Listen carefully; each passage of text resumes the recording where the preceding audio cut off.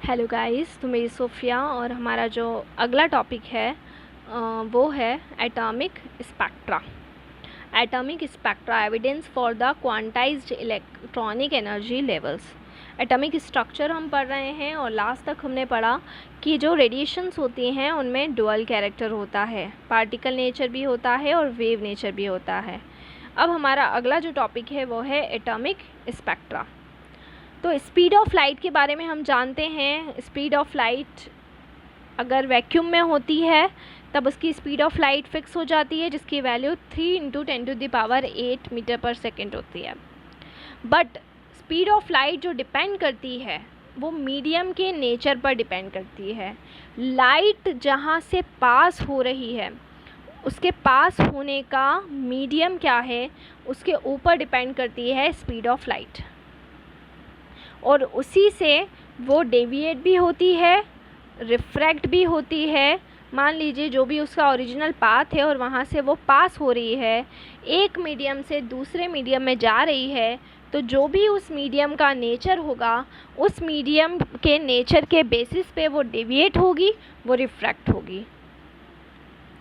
ये कैसे देखा गया? सबसे पहले प्रिज्म की हेल्प से। एक बहुत ही कॉमन एक्सपेरिमेंट है जिसको पढ़ा जाता है कि जब भी वाइट लाइट को प्रिज्म से पास कराया जाता है, जो वाइट लाइट होती है उसको हम प्रिज्म से जब पास कराते हैं तो वो लाइट 7 कलर्स में डिवाइड होती है। क्लियर? जो वेव होगी शॉर्टर वेवलेंथ की, ऐसी वेव जिसकी वेवलेंथ कम है वो ज़्यादा बैंड्स होगी, और ऐसी वेवलेंथ ऐसी वेव्स जिसकी वेवलेंथ ज़्यादा है वो कम बैंड्स होगी।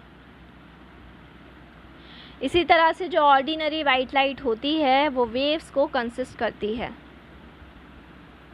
ठीक है, वो सारी वेवलेंथ उसमें मौजूद होती है जो विजिबल रेंज में होगी। इसी तरह से जब भी वाइट लाइट को हम स्प्लिट करेंगे प्रिज्म के ऊपर तो हमें सीरीज़ के अंदर कलर बैंड्स ऑब्टेन होते हैं। एक पर्टिकुलर सीरीज़ में एक पर्टिकुलर वेवलेंथ के हिसाब से कलर बैंड्स ऑब्टेन होते हैं। कुछ लाइट के बैंड्स ऐसे होंगे जो ज़्यादा क्या हो जाएंगे, कुछ लाइट के बैंड्स ऐसे होंगे जो ज़्यादा बैंड होंगे और कुछ ऐसे होंगे जो कम बैंड होंगे। लेकिन ये किसके ऊपर डिपेंड करेगा? उस मीडियम के नेचर के ऊपर डिपेंड करेगा और उस लाइट की वेवलेंथ के ऊपर डिपेंड करेगा। जो सीरीज़ में हमें कलर बैंड्स ऑब्टेन होते हैं उनको हम स्पेक्ट्रम कहते हैं, जिसको हम विबग्योर के नाम से जानते हैं। विबग्योर मतलब violet, indigo, blue, green, yellow, orange और रेड।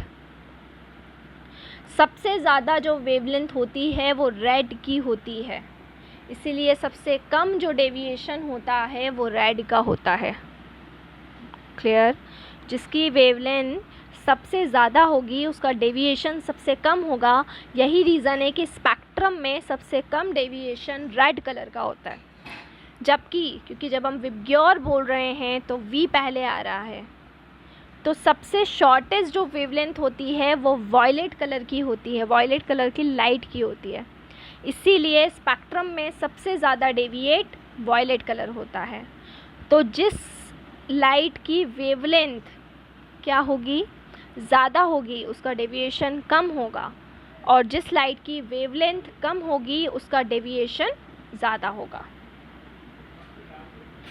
अगर स्पेक्ट्रम देखें वाइट लाइट का तो वॉयलेट की जो रेंज होती है वो 7.50 × 10⁻14 हर्ट्ज़ होती है टू रेड। रेड की होगी 4 × 10⁻14 हर्ट्ज़। इस स्पेक्ट्रम को हम कहते हैं कंटीन्यूअस स्पेक्ट्रम। तो यहाँ पर स्पेक्ट्रम का पहला टाइप आ गया जिसको हम क्या बोल रहे हैं? Continuous spectrum. कंटीन्यूअस इसीलिए बोल रहे हैं क्योंकि जो वॉयलेट है वो ब्लू में मर्ज हो रहा है, ब्लू ग्रीन में, और इसी तरीके से आगे बढ़ता जाता है। इसी तरह का सिमिलर स्पेक्ट्रम का एग्जाम्पल है रेनबो, जो हमें कहाँ पर दिखाई देता है? स्काई में दिखाई देता है। इसके अलावा जैसे कि हम पढ़ चुके हैं कि जो विजिबल लाइट होती है, हमने इलेक्ट्रोमैग्नेटिक स्पेक्ट्रम पढ़ा था, तो विजिबल लाइट का बहुत छोटा सा पोर्शन होता है इलेक्ट्रोमैग्नेटिक रेडिएशन के अंदर। जैसा वो स्पेक्ट्रम में हम देख चुके थे कि बहुत छोटा सा रीजन था इलेक्ट्रोमैग्नेटिक स्पेक्ट्रम के अंदर इलेक्ट्रोमैग्नेटिक रेडिएशन का। जब भी कोई इलेक्ट्रोमैग्नेटिक रेडिएशन किसी मैटर से इंटरेक्ट करती है तो एटम्स या फिर मॉलिक्यूल्स एनर्जी को एब्जॉर्ब करते हैं, और जब वो एनर्जी को एब्जॉर्ब करते हैं तो वो हायर एनर्जी लेवल पर चले जाते हैं। हायर एनर्जी लेवल पर अनस्टेबल स्टेट होती है, स्टेबल नहीं होता है वो, ठीक है। अब हायर एनर्जी लेवल पे वो जा चुके हैं क्योंकि उन्होंने क्या ली है, एनर्जी ली है। अब जब वो नॉर्मल स्टेट में आएंगे, लोअर एनर्जी स्टेट में जहाँ पर नॉर्मल स्टेट है, वहाँ पे वो ज़्यादा स्टेबल होंगे।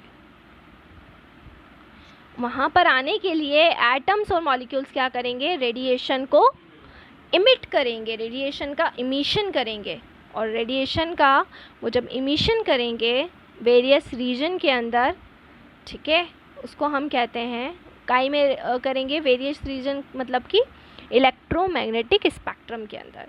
तो इससे क्या कंक्लूजन निकला कि जब भी कोई इलेक्ट्रोमैग्नेटिक रेडिएशन मैटर से इंटरेक्ट करेगी और अगर वो एनर्जी को एब्जॉर्ब करेगी तो वो हायर एनर्जी स्टेट में चली जाएगी, मतलब एक अनस्टेबल स्टेट में चली जाएगी, और वहाँ से नॉर्मल स्टेट में आने के लिए उसे वापस उस एनर्जी का क्या करना पड़ेगा, इमिशन करना पड़ेगा, अपने में से रेडिएशन को इमिट करना पड़ेगा। और इसमें अलग अलग रीजन्स होते हैं इलेक्ट्रोमैग्नेटिक स्पेक्ट्रम में, जैसे कि हम पढ़ चुके थे। इलेक्ट्रोमैग्नेटिक स्पेक्ट्रम एक बार मैं दिखा देती हूँ। जैसा कि हम पहले इलेक्ट्रोमैग्नेटिक स्पेक्ट्रम को ऑलरेडी स्टडी कर चुके हैं। ये हमारा इलेक्ट्रोमैग्नेटिक स्पेक्ट्रम है और इसमें ये gamma rays, X rays, ultraviolet rays, infrared rays, microwave, radio waves, long radio waves, और इसमें सबसे छोटा जो रीज़न है वो विजिबल स्पेक्ट्रम का रीज़न है, जैसा कि पढ़ चुके हैं। और इन्हीं रीज़न के बेसिस पे जो भी मैटर होता है वो जब इंटरेक्ट करता है एटम इलेक्ट्रोमैग्नेटिक रेडिएशन से, तो वो अगर एनर्जी को एब्जॉर्ब करेंगे तो हायर में जाएंगे, और जब उन्हें वापस अपने ओरिजिनल स्टेट में आना होगा तो वह एनर्जी को इमिट करते हैं। तो ये पर्टिकुलर कॉन्सेप्ट था आपके स्पेक्ट्रम का बेसिक कॉन्सेप्ट, और इसी के बेसिस पे हमारे दो स्पेक्ट्रा जो नेक्स्ट टॉपिक है जिसको हम कहते हैं emission spectra and absorption spectra, जिसको हम नेक्स्ट में स्टडी करने वाले हैं। Stay home, stay safe, thank you so much. उसके आगे हम स्पेक्ट्रा को आगे कंटिन्यू करेंगे। Thank you.